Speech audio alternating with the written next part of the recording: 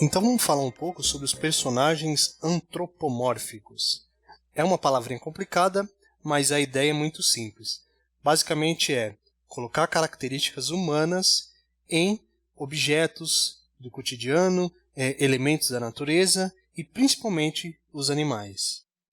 O ser humano sempre usou esse recurso do antropomorfismo para auxiliar a contar suas histórias, lá desde a mitologia grega, dos egípcios até antes, e mais para frente a gente foi incorporando isso nas histórias infantis. O universo Disney talvez seja o que mais utiliza dessa ideia de personagens antropomórficos. Quase todo desenho ou animação tem um personagem desse tipo. A ideia é bem simples, acho que a gente não precisa ficar mostrando tantos exemplos. O que vai interessar para a gente é pensar um pouco mais para trás, que é pensar na ideia de pareidolia. Assim como a nossa capacidade de encontrar formas na diferença de tons, nos contrastes, a pareidolia explica por que a gente está sempre buscando padrões reconhecíveis nas imagens. Se eu te mostrar essa esfera aqui, provavelmente você pode imaginar um planeta, uma bola, mas assim que eu colocar mais 3 tipos de informações como essas, nada vai fazer você não enxergar um personagem aqui, um rosto com uma expressão um pouco mais preocupada.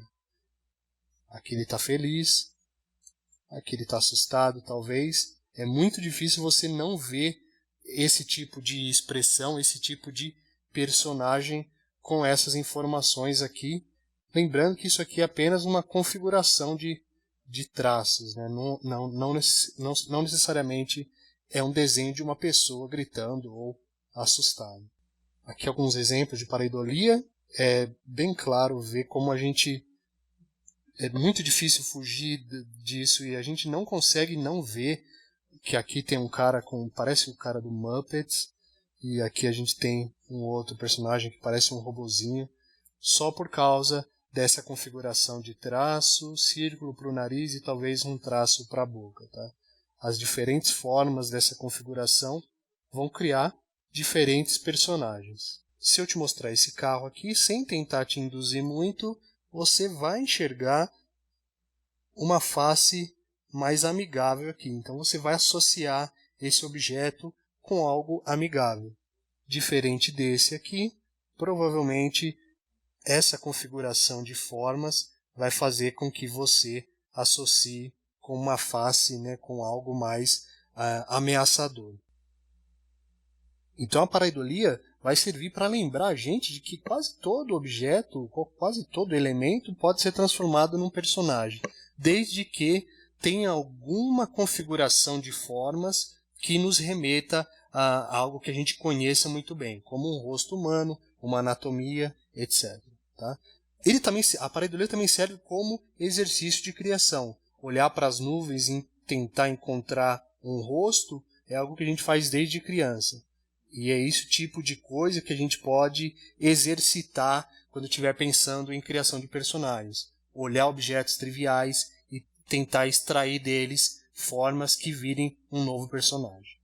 Voltando aos personagens antropomórficos, a gente pode simplesmente colocar uma vestimenta, uma característica humana num animal, tá? Como nesses 2 exemplos aqui, que são personagens formados basicamente de animais com roupas e trejeitos humanos, mas para a gente que está criando, o inverso também é interessante.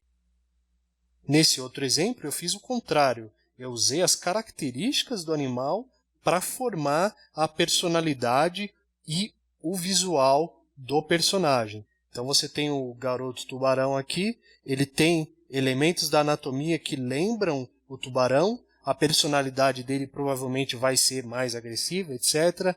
E algumas formas, algumas sacadas visuais, eu tento fazer com que você sempre remeta ao animal ao qual ele foi inspirado. Então, para finalizar, quando a gente decidir criar personagens antropomórficos, lembrar que a gente pode simplesmente colocar roupas e trejeitos humanos nos animais, mas também pode usar o processo inverso, que é aplicar um pouco do animal no personagem. Nesse caso aqui, esse é o meu personagem Hugo, da minha história em quadrinhos, ele é um garoto prodígio em alquimia, e para complementar o visual dele, eu usei o visual da coruja, que está associado com sabedoria e tem esses olhos grandes, as orelhas sempre em pé, então eles vão complementar a ideia que eu quero passar para o personagem. Então, é isso sobre personagens antropomórficos, é uma ferramenta que a gente tem para criar novos personagens, e a gente vai continuar com algumas outras ideias.